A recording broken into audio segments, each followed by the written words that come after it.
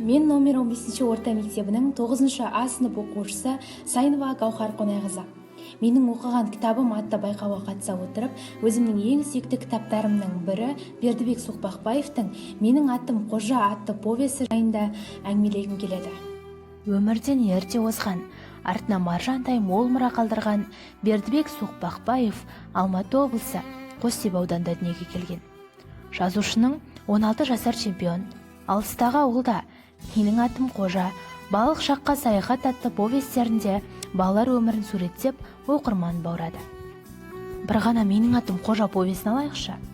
Қазақ балалар әдебиетінің алтын қорынан орын алған шығарма емес пе? Аталған фильмнің сценарийі бір жер өзгертілместен «Менің атым Қожа» повесі бойынша жасалған.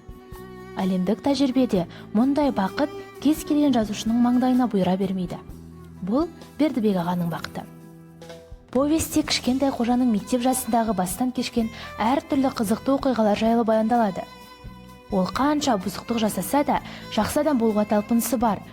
Өзінің жасаған бұзықтығының бәрі әкесі өскендігінен деп ойлайды.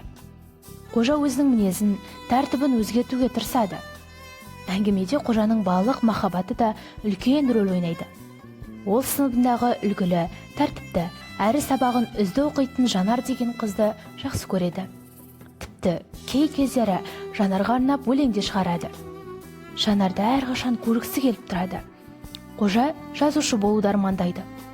Жазушының бұл шығармасының тілі көркем, тартымды, қызғылықты, өміршең және бағалы, шоқтығы бек шығарма.